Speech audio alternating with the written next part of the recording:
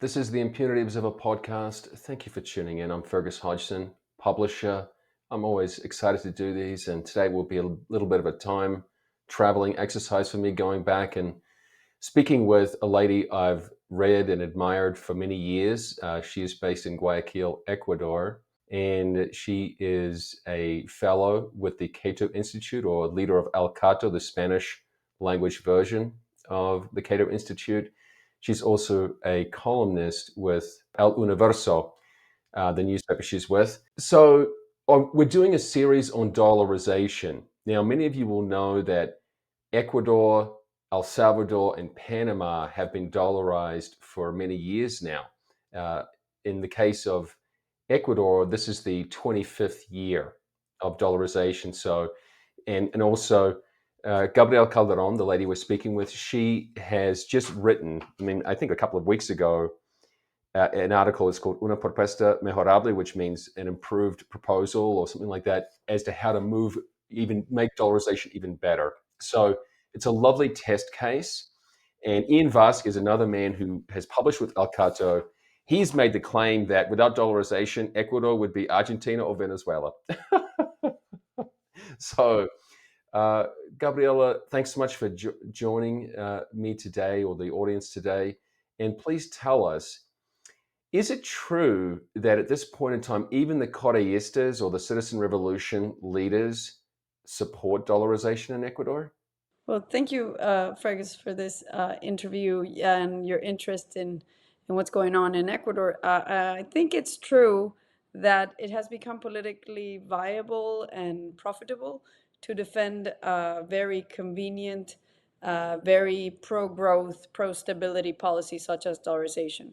So I don't know if you remember this famous saying by Milton Friedman that the goal should be to make the right policies politically profitable, even for the people with opposing ideas. So I think Correistas, they don't genuinely believe in dollarization. They actually think it's like this thorn in their shoes, because it was virtually the only limit to their power when they were in government for over a decade, a little bit over a decade. And so they don't particularly likely, but when they are in a political campaign in this country, which has gotten used to using the dollar as the legal tender and the currency that to save, they have to pretend like they do. And when they are in power, they realize the many times they've tried to do away with it, they realize that it's akin to political suicide to do away with it. In many ways, Ecuadorians didn't buy into it or want it necessarily, but now after decades of its use, it's become something they're comfortable with, and they have no desire to return back to the sucre.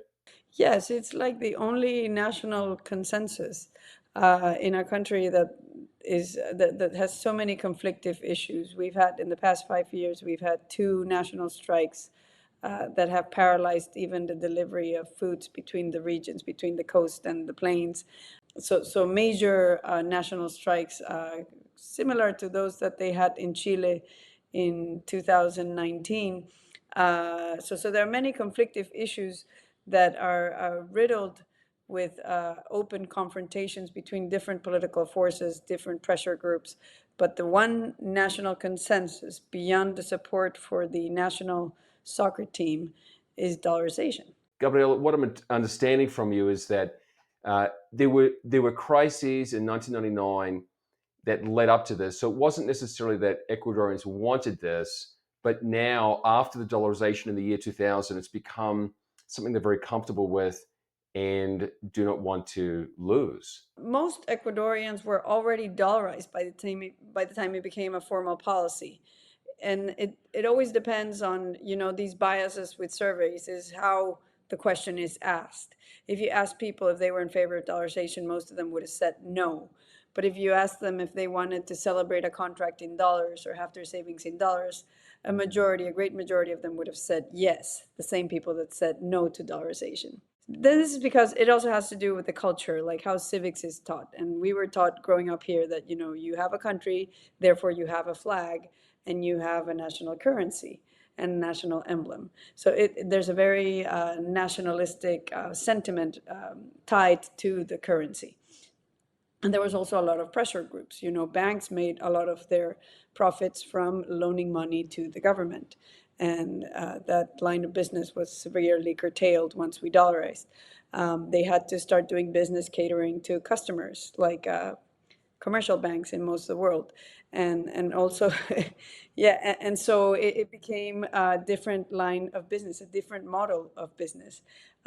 Suddenly the most important thing was not the governor of the central bank, but customers, the average Joe on the street, that was now willing to take the dollars out of his mattress or her mattress and put them in a deposit account. This is what happened. So people, in theory, sometimes say something that does not coincide with their revealed preference in their behavior. And the revealed preference was that people were negotiating large transactions, even for durables, in dollars before it was the official currency. Right. It's such an important note you make about the distinction between stated versus revealed preferences. And people might state, let's say, an affinity towards the Ecuadorian sucre, which was the previous currency, but in their day-to-day lives, they show through their actions that they want the US dollar for more stability. And it's a bit like even here in the United States, people will talk about supporting US manufacturing, but then they go down to the store and buy shoes made in Vietnam, right? So it show the revealed preferences matter so much more than stated, although obviously electorally that can be a problem. Now, there's so much has happened, and as you said, there was basically an emergent dollarization, a bit like what has happened in Argentina right now, that during the regime of the Kirchners or Peronistas, people just started using dollars for many transactions and holding it to defend themselves. So there was a de facto dollarization going on. Now, I do understand, though, that aside from, let's say, vested interests who wanted, let's say, an expanded state to be able to print for themselves, or the banking sector that wanted to lend to the central government, that some people were hurt through this process. What happened to the man on the street? Did he lose his savings? What were the impacts to him? A whole generation lost their savings. There was a huge destruction of wealth, but not because of dollarization, but because of expansive monetary policy, decades of expansive monetary policy on the part of the Ecuadorian central bank. There was an enormous growth of money. The monetary base grew by quite a lot, and in part, this was due to several administrations' desire to basically rescue private banks. And this started in 1982. So when the United States had the controversial decision in 2008 to rescue some private banks and not others, for Ecuadorians, it felt a lot like deja vu. We just had that happen in 1999, between 1998 and 1999, and we couldn't believe, oh my gosh, it happened again. And as you say, it's people lost their savings, but dollarization could be a scapegoat for that, when really it was just the creation or monetization of deficits and bailouts with the sucre. That was your key point there, correct? Yeah, and what dollarization did is it put a stop to the, we call it in Spanish licuación. This is like the blender, you know, you like, it's like, imagine your dollars being put in a blender and pulverized.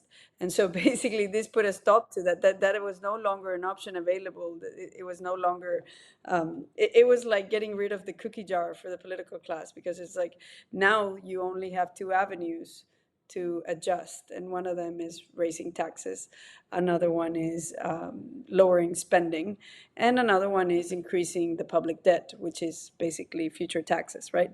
And so those are the two remaining avenues through which the political class can finance itself from other people's money, and they are politically costly. So you can imagine this is like, it's not, it does not cure the political class proclivity to spend more than the money they get from taxes, but it does put a limit to it, because, for example, Ecuador has been out of credit capital markets since at least 2009.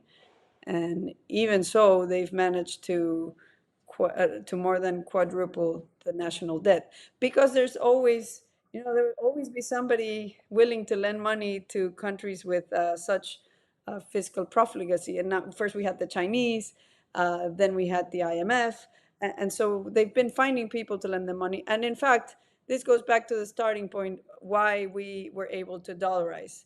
It was a lifeboat measure by President Mawat. He thought he was going to save his presidency giving people what they wanted on the streets. He noticed people were lining up everywhere, trying to exchange their sucres, to run away from, to do away with from their sucres, to get their hands on dollars. So he said, "I'm going to give them what they want. I'm going to give them dollars."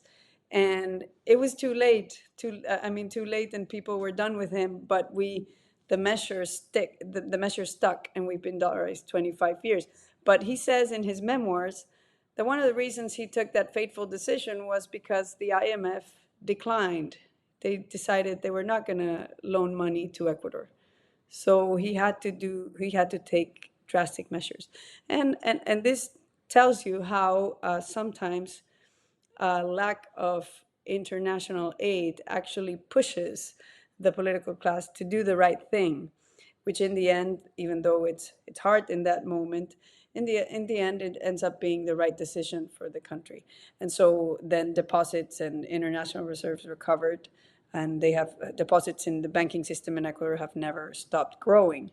I would just like to point out, Fergus, that for people that are listening, maybe Canadians or Americans, what we mean by dollarization. Dollarization is basically getting rid of the national currency issued by the National Central Bank, and letting people choose whichever currency they find most convenient. In fact, you make this point in your article that it basically, dollarization is almost a misnomer because it's really currency optionality, you might say. Is that correct?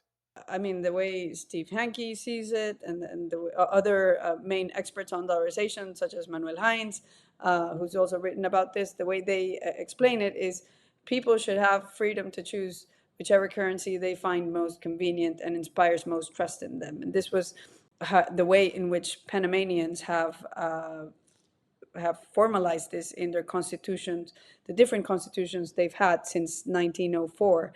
And the original article in that constitution says that Panamanians cannot be forced to accept a bill or currency that does not inspire confidence or trust. So this is basically the prohibition of forced legal tender. I would like to announce my latest book, The Latin America Red Pill, My Search for Freedom South of the Border, available in Spanish as La Píldora Roja de América Latina. This book distills 15 years of exploration and analysis and is part autobiography. If you want to get past political correctness to understand the reality on the ground, read The Latin America Red Pill. You will learn how to survive the law of the jungle, when a move to Latin America makes sense, the key to entrepreneurial success in the region, what Latin America needs to achieve development, and a whole lot more. Go to Amazon.com or click the link below to get your copy. Thank you. Was there any pickup of other currencies? Did people start to use the Peruvian soles or something like that, or the Colombian peso? Or Yeah, it is the Colombian peso and the soles. You're right, but not really, because the political classes in those countries are not that different in terms of institutional quality than Ecuador, or at least they are not perceived as much by the Ecuadorians. And so also our main trading partner has historically been the United States. So what tends to happen when you give people freedom to choose currency, they'll end up choosing the currency that allows them to enter with the least amount of transaction cost to the widest net possible. And the currency that is still used around the world by most people is the US dollar. I don't know until when that will be the case, but that is the case now. I wouldn't go so far as to say that we should put the US dollar in the Ecuadorian constitution, because, there's a lot of questionable policies on the part of the Federal Reserve. It depends, because also, even if they do these crazy policies and these heterodox policies that they've done in the past decade or so, you have to think of compared to what? What are the available alternatives? And the available alternatives are not that much better. So until there is no real better alternative, because you do have stable coins, bitcoins, and all these new developments, but they still lack the widespread use that the dollar has. Yeah, I mean, it's a great question because there are currencies in the world that have been more stable than the US dollar. Historically, the Canadian loonie was more stable, the Swiss franc. But of course, as you say, their economic uh, weight is less. So they're just less used than the US dollar. So they don't have that convenience factor. And as you know, too, Bitcoin has not achieved real transaction adoption, nor have any of the stable coins. Maybe that will change in the next 10 years. Maybe it will, but I cannot predict that. And at the same time, this is one of the challenges. So I'm actually going to be charitable or let's say play devil's advocate to dollarization because it is a fact that Ecuadorians are being taxed by the US Federal Reserve. You're paying an inflation tax not to your own government, but to the US government, right? So in some ways, there's a price to pay. Like they're charging a fee for using their currency. Further, if let's say the US engages in all sorts of chicanery, all sorts of so-called stimulus, there's really nothing Ecuador can do about that. Not sure about with the tax that you're mentioning, if you're referring to the loss of seniorage on the currency. Yeah, seniorage, basically. Yeah, that when you issue a currency, and because the US monetizes its debt. I wouldn't call it a tax. I would call it as, and it's usually talked as a disadvantage of the dollarization that you lose the income. The government loses the income of seniorage of issuing its own currency. The problem with currencies such as the sucre or the Argentinian peso, and by the way, I never in my life use these sucres that are behind me. Those are for 5 and 10 sucres. When I was in school, in high school, and we still had sucres, it was already 5,000 sucres or 10,000 sucres to buy a bag of chips at recess. And so this is historic memorabilia of a time when the sucre was worth a lot more.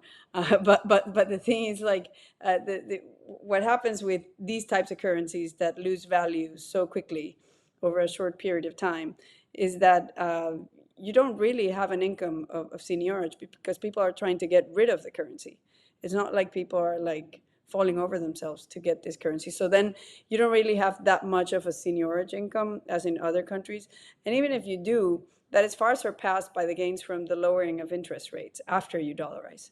And this has been a subject of a study that was done in a paper published by the IMF. I think the economist that did this study, his last name is Swiston.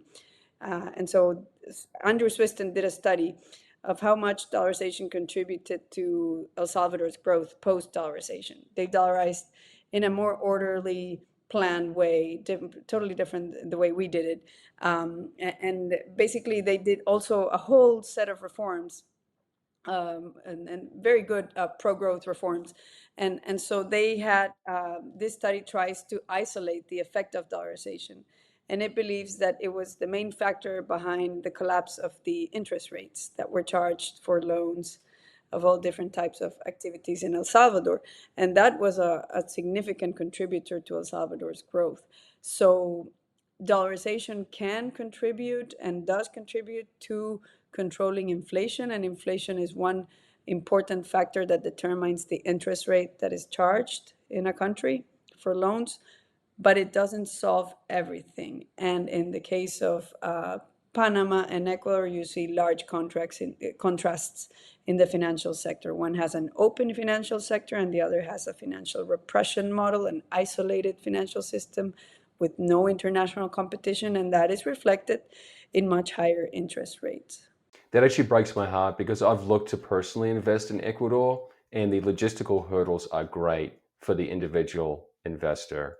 Very, as you say, Panama has been welcoming towards US and foreign investment for generations. So, and you know, too, yes, it's right. Seniorage is less of a factor when you have an inflated currency. Because I mean, we all know this, that in Venezuela they have the bolivar, but then the bolivar fuerte, and then I don't know, they'd knock off another three zeros, so they're always reprinting. And um, in Peru, it was the nuevos soles, the new soles. And when you're in Colombia, like I don't remember pesos because they just say 5,000, 5,000. That's just how many thousand. They hardly refer to pesos because it's gotten so great that you have to refer to thousands, not by the actual unit of currency. So, but what I was referring to, yes, so there's seigniorage, but there's also just, we call it the inflation tax, that if a country is monetizing its deficits, and this has become much more of an issue since 1999, because back in the 90s, the US was more fiscally stable, you might say, and now the deficits are pushing $1 trillion. Yeah, and so that is one of the challenges that, let's say you dollarized back in the 1980s or something like that, you would have had a great run with the dollar. But now the future maybe is not so bright. Compared to what? Because the options available to us was not an ideal currency. It was a new Sucre or a new Bolivar or something else managed by the same political class that destroyed the Sucre. And so I love this question, compared to what? Because it's like you don't want to fall into this nirvana fallacy where you basically are comparing to, it's an unfair comparison. And our real alternatives was a new currency that would have been controlled by the same political class that was also used to monetizing deficits and was more fiscally responsible than anything you've seen in the United States so far, with dire consequences because the US has the exorbitant privilege that everybody, at least until quite recently, and it seems like somewhat still, everybody has this flight to safety on the treasury bills. So people are still willing to hold US debt. We don't know for how long, but they've had this exorbitant privilege.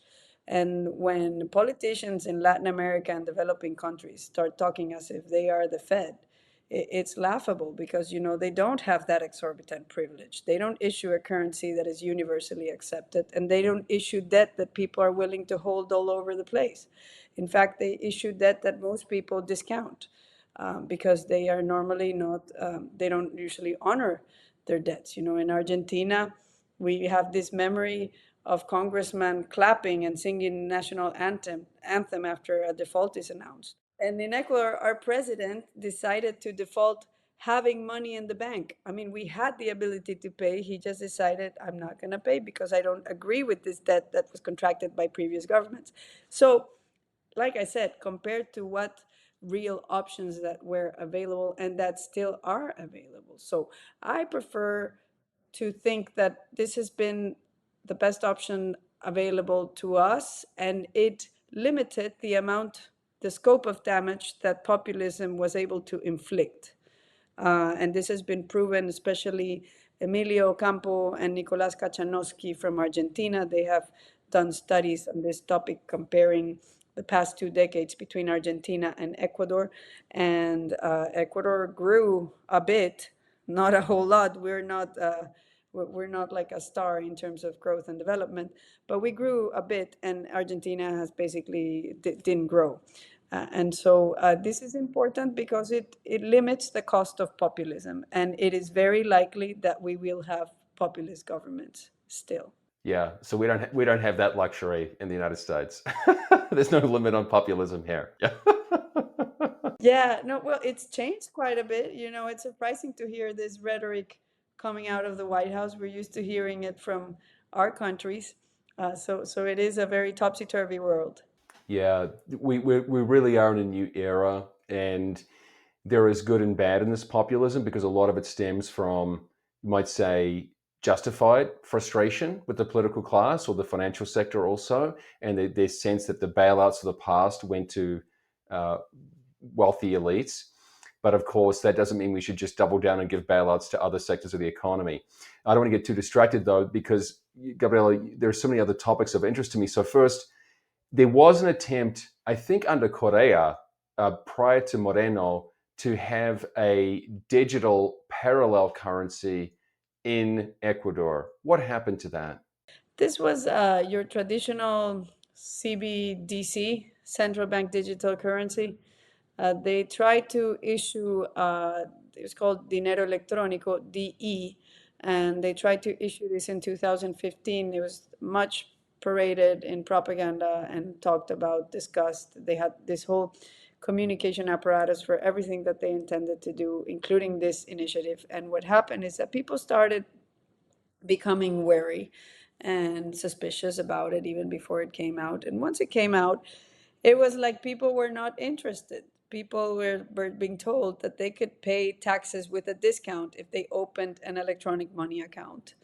Um, and even so, the people that signed up, most of them were public employees, government workers, and so it was like this unnatural thing that didn't pass the market test. People, when they were free to choose, they just did not feel like it, and so then the government issued a resolution by the governing body of the financial system, and the resolution said that actors within the financial system would be obliged to accept payments in electronic money, this electronic money issued by the central bank. And so that turned on alarms, and there was a mini run on banks that week, and it lasted for about 2 days, and viral WhatsApps going around with people getting nervous about this. And so the president and the people from this governing body came out and said that it was no longer going to be mandatory, that it was going to keep being voluntary. So they took it back. They said, "Oh no, we can't do this. Apparently, there's no way to do this without people realizing or getting nervous." Does the dinero electrónico still exist? No, it no longer exists. They basically said we're going to leave this up to the private banks. The private banks have their digital wallets and all type of digital payment systems. And Ecuador is also in diapers in terms of the development of different payment systems. I've talked with people from large companies like Visa, for example. They sell different payment avenues, and it is very hard because of how much interventionism there is in the financial system on the part of the central bank, which shouldn't exist. It's not necessary. It's an institution that it's way past its due date once we dollarized. There was also an attempt, as far as I know, from the Bolivarian Alliance, while it still had more sway, right? These leftist, almost like a union. I think, was it through Universo? I'm not sure.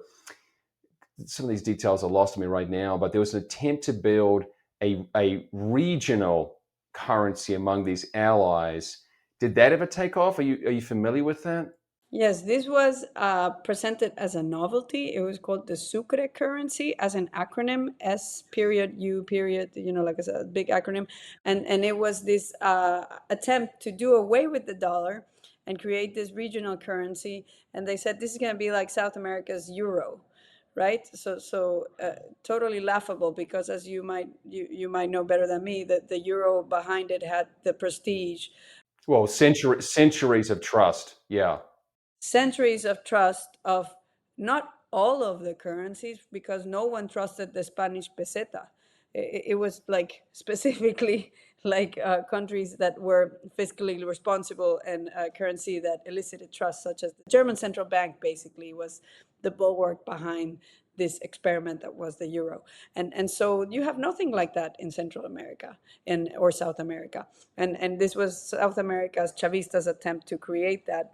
They did that once in the 60s. It was called a system of payment compensation. So they would try to do payments uh, eschewing the dollar, basically between the regional currencies.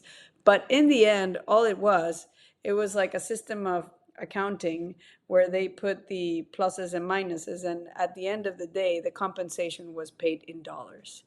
It's just like even Bolivarians and Chavistas want to get paid in dollars.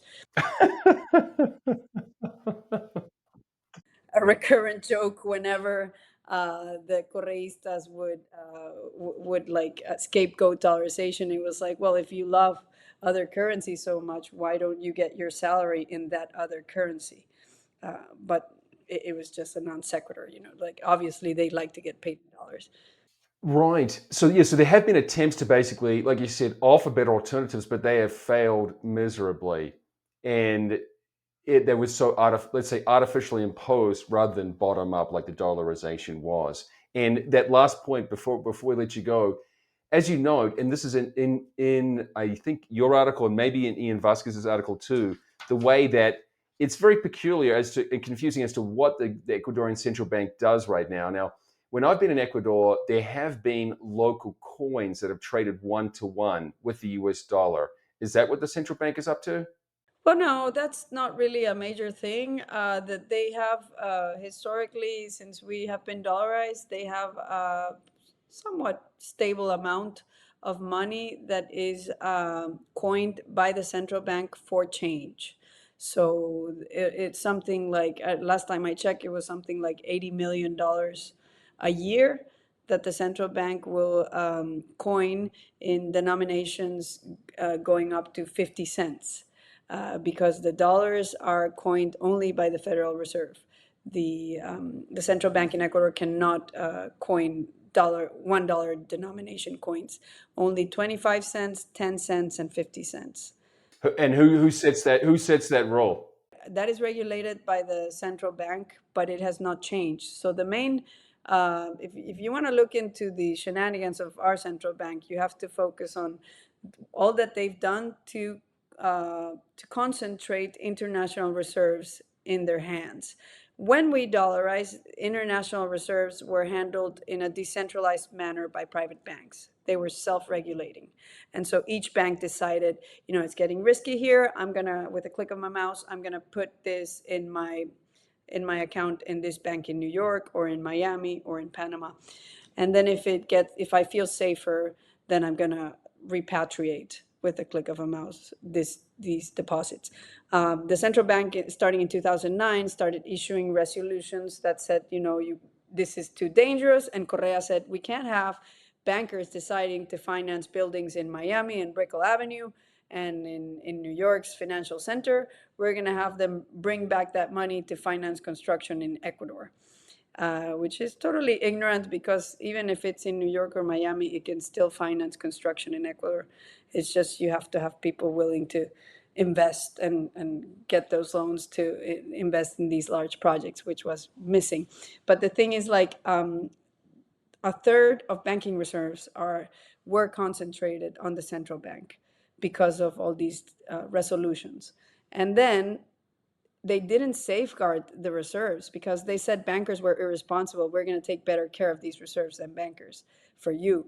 That's not what they did. What they did is they turned around and they loaned the money to the government because the government could not find enough credits because capital markets were closed to the Ecuadorian government. And so now there's this remaining giant hole in the central bank of money that they were supposed to be holding in cash for the banks. And the banks basically have been, for years now, since at least 2010, they have been recapitalizing themselves way above and beyond to account for that money that's not that's not liquid. It's basically it's almost like a bad debt at this point. Yes, so what they did in 2014, in 2017, Lenin Moreno put a stop to that. So they amended the law and they said, it's forbidden for the central bank to lend money to the central government. And we are now going to pay back this, we're going to try to pay back, recognize this law, this debt. And so since Moreno, then with Lasso, they started paying and reducing the amount that is not 100% liquid. But it's still there. And the thing is that the central bank doesn't need to concentrate reserves. They could be totally decentralized and managed by central banks. In fact, that's the way it did happen between 2000 and 2009, and there were no run on banks, there were no problems. Credit grew, deposits grew, and there was a higher growth rate between 2000 and 2006 than the years after that. So it's really not necessary, and there's a whole host of regulations like prices are controlled in our financial system, for even for how much they can charge you for giving you money through an ATM, how much interest rate they can charge. And so all these price controls, what they do is they created a huge black market for credit. They are called chulqueros. These are illegal money lenders.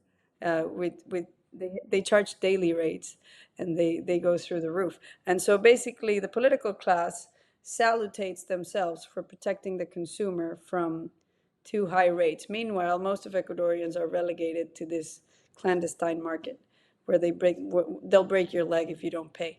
And so basically, it's a sham.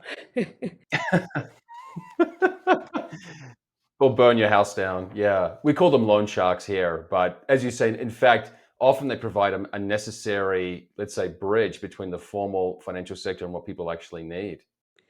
Yeah, but it would be, I mean, if they were out in the open, It's not transparent. Exactly. There's a problem. it's not transparent. It leads to violent settlement of accounts in some cases. Private enforcement of contracts. Yeah. Yes, and it doesn't need to be that way. I mean, we should be Panama's nightmare. We have the potential to have a much larger central international financial center. Our population is 3 times that of Panama. Panama today, in purchasing power parity measures per capita, is the richest country in Latin America, not considering, Caribbean islands, which also are huge financial centers. But why don't we have that? It's like we're dollarized. It's like having a Ferrari and not speeding it up. It's like we're not exploiting the potential of what we have, and I don't know. It's hard for me to understand why nobody has seen the potential that we have in terms of being an international financial center. Absolutely. And compared to Panama, as you say, Ecuador is so much more resource rich. It has so much more capacity. It has that amazing, like you said, industrial city of Guayaquil, which is an advantage being separate from the political capital. It has all the Amazon. I mean, it really it has the Galapagos Islands. It has tremendous resources. It has been dollarized here for 25 years now. We've been speaking with Gabriela Calderón. Her handle on X is Gabri Calderón. We'll have all these details in the show notes. The article I recommended from her is Una propuesta mejorable from El Universo. I encourage people to check it out. It touches on many of the topics she's addressed today. Gabi, you're so full of knowledge. I've learned plenty. Thanks for your time. Thank you for this invitation.